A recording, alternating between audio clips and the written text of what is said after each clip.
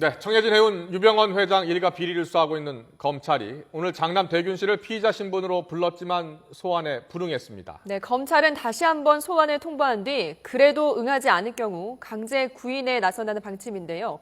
대균 씨도 출석하지 않으면서 유 회장 자녀들은 모두 검찰 소환을 거부하고 있습니다. 네, 인천지검 특별수사팀에 나가 있는 취재기자 연결해 보겠습니다. 한현희 기자.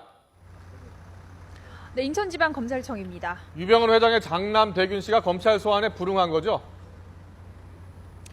네, 검찰은 유병언 회장의 장남 대균 씨에게 오늘 오전 10시까지 이곳 인천지검에 나오라고 했지만 출석하지 않았습니다.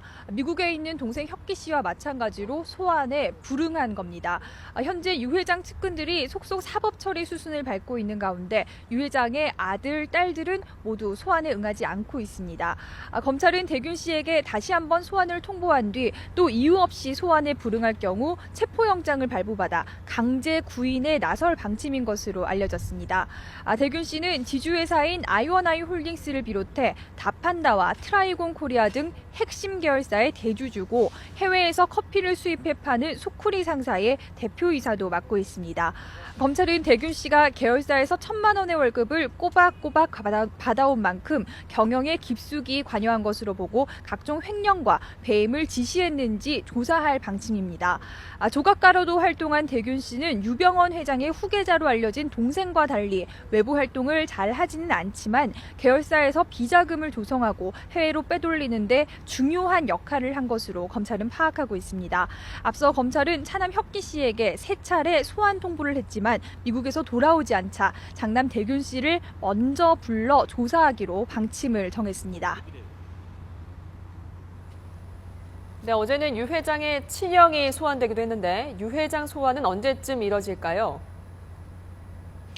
네, 오늘 장남 대균 씨가 소환에 불응하면서 유 회장의 소환 시점도 다소 늦춰지는 것이 아니냐는 관측이 나오고 있습니다. 하지만 지금까지 검찰에 구속되거나 구속영장이 청구된 유 회장의 측근은 모두 8명이고 어제는 유 회장의 친형도 소환됐습니다.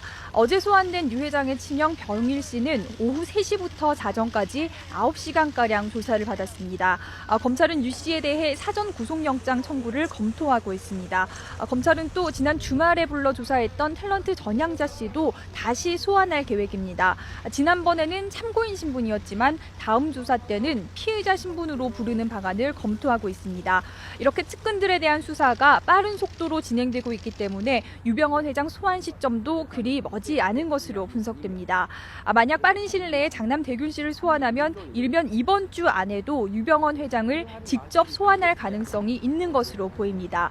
검찰은 일단 경영 비리로 유 회장의 신병을 확보한 뒤에 세월호 참사와 직접 관련성에 대한 수사도 벌인다는 계획인 것으로 알려졌습니다. 지금까지 인천지방검찰청에서 YTN 한현입니다.